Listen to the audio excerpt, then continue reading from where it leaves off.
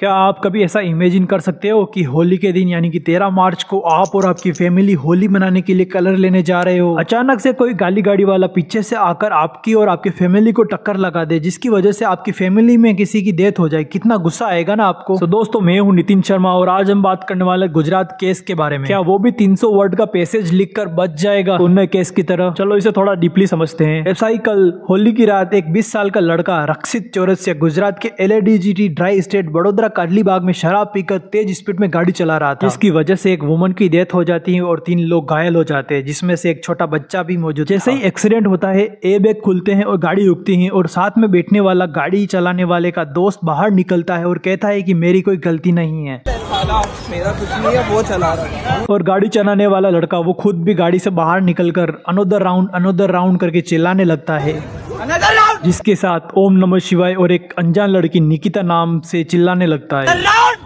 क्या हुआ? अनदर निकिता, निकिता मेरी अंकल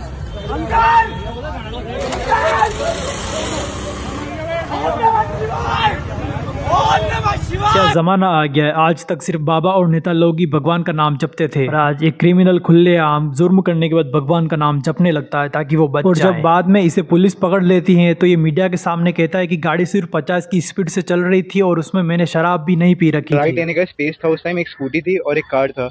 उसके बाद जैसे ही हम लोग अंदर घुसे तो कार छू गई और एयरबैग खुल गया। जैसे एयरबैग खुला, कुछ आगे का दिखा नहीं और गाड़ी अपने आप ही डीरेल हो गई।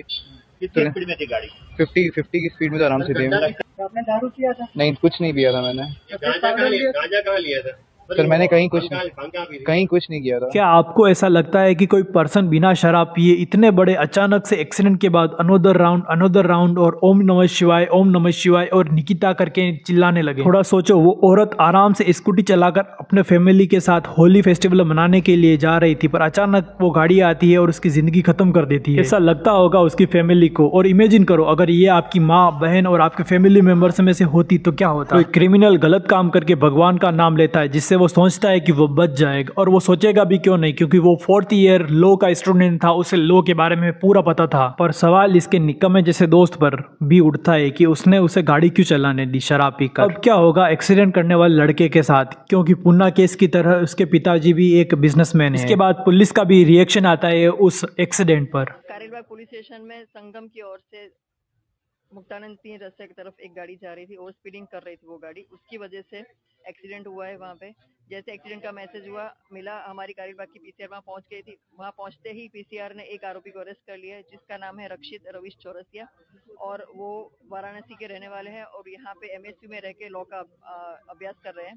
साथ में गाड़ी में दूसरे जो आरोपी थे, उनका नाम है मीत प्रांशु चौहान, और वो भाईली रहते हैं और गाड़ी भी उनकी है, वो ऐसा हमें जानने मिला है। और ये दोनों, उसमें से एक को अटक कर लिया और एक आरोपी जो है उसको हम अटक करने के हमने अलग अलग टीम बनाई और उसको हम अरेस्ट करने के लिए कार्रवाई कर रहे हैं। जो एक्सीडेंट हुआ है उसमें एक महिला की डेथ की पुष्टि मिली है और 4 लोग इंजर्ड हैं, उनको अभी उनका ट्रीटमेंट चल रहा है। गाड़ी मृत प्रांशु चौहान जो है, जो अभी हम अरेस्ट करने जा रहे हैं, जिसको हमको अभी नहीं मिला है हमको।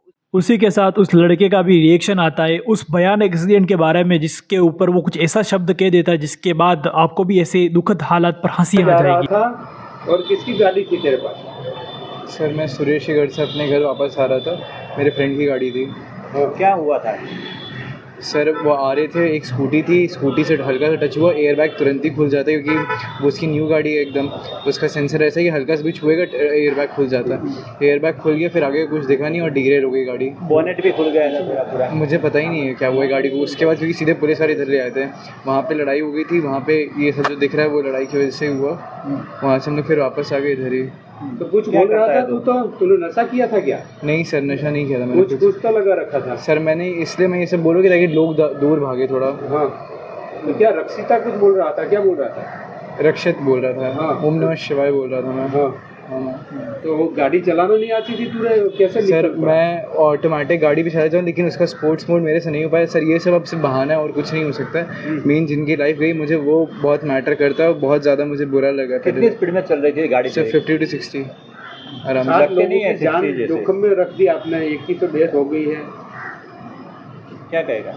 सर मैं सबसे पहले उनकी फैमिली से भी तुरंत तत्काल प्रभाव से मिलना चाहूँगा जिनकी डेथ हुई है। आप कहाँ से निकले थे और कहाँ जा रहे थे? मैं वही सुरेशगढ़ से निकला था, अपने घर जा रहा था। गदेड़ा सर्कल से निकला था, निज़ामपुरा जा रहा था। अच्छा, वहाँ क्या करने गए थे? वहाँ यहाँ अपने फ्रेंड को ड्रॉप करने गए थे हम लोग, होलिका दहन देखने गए थे। किसका घर है? ये एक फ्रेंड का घर है। हाँ। इसके ऊपर ध्रुव राठी ने भी रिएक्ट कराया है कि सरकार और सिस्टम पर तो सवाल उठते ही हैं, लेकिन ये सोचिए क्या जमाना आ गया है। मतलब कोई क्रिमिनल क्राइम करके यहाँ पर भगवान का नाम लेता है और उसे लगता है वो बचकर निकल इसके ऊपर ध्रुव राठी ने भी रिएक्ट कराया है कि कैसे उसके दोस्त की गलती है। सवाल यहाँ इसके दोस्त पर भी उठता है। आपके भी ऐसे दोस्त हैं जो शराब पीकर गाड़ी चलाते हैं और आप उन्हें चलाने देते हैं, तो गलती आपकी भी है। अब इंतजार है हमें दुखद फैमिली के साथ कोर्ट के ऑर्डर पर, क्या उसे भी 300 वर्ड का पैसेज लिखवा कर छोड़ दिया जाएगा? ये डिपेंड करेगा उस पुणे केस की तरह।